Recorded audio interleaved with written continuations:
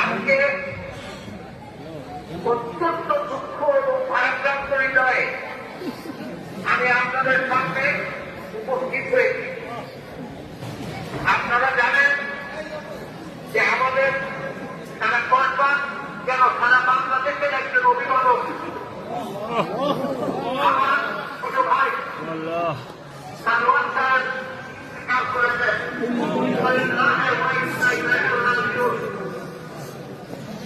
আমার আপনাদের কাছে আজকে একটা কথা বলার মতন মানসিকতা নাই। আমি অত্যন্ত ভারাক্রান্ত হৃদয়ে আছি। আমার আজকে যা আপনারা সকলেই জানেন, আমার বাবা নাই, মা নাই, ভাই নাই, বোন নাই, পরিবার নাই। আমি সারওয়ার সাহেবকে ভাইয়ের মতন দেখতাম।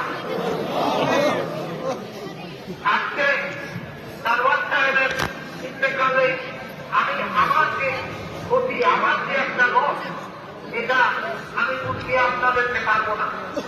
আমি আজকে সারওয়ার সাহেবের বড় ভাই হিসাবে আপনাদের কাছে অনুরোধ করছি, সারওয়ার সাহেবের জন্য আপনারা মন খুলে দোয়া করবেন। সারওয়ার সাহেবের মতন ভালো মানুষ খুব কম পাওয়া যায়। আল্লাহ আল্লাহ হিসাবে সারওয়ার সাহেবকে নিয়ে গেছেন। আল্লাহ যখন আল্লাহ যেটা করেন সেটা আমরা সকলেই মেনে নিতে হবে এবং মৃত্যুকেও মেনে নিতে হবে। কিন্তু এই বয়সে সারওয়ার সাহেব আমাদেরকে ছেড়ে চলে যাবেন, এটা আমাদের হিসাবের মধ্যে ছিল না। আপনাদের কাছে আমি আবারও অনুরোধ করি, করজোরে বিনতি করি, আপনারা সারওয়ার সাহেবের জন্য দোয়া করবেন।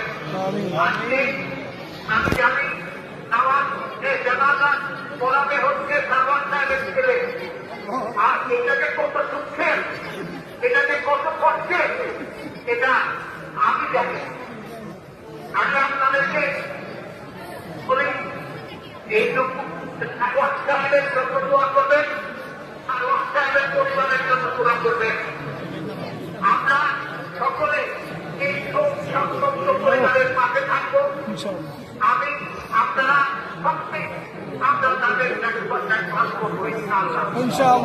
আল্লাহ আল্লাহ যেন সারওয়ার সাহেবকে তার আনন্দটা জান্নাতুল ফেরদৌসে নিয়ে যান। ইনশাআল্লাহ আল্লাহ আমাদের এই দোয়া কবুল করবেন। আমিন। আজকে এই দুঃখের দিনে তার কথা শুনেছেন, সেই জন্য আমি কৃতজ্ঞ। আমারও শেষ করছি, মনটা খুব খারাপ, মনটা খুব খারাপ। আপনাদেরকে আমি বলি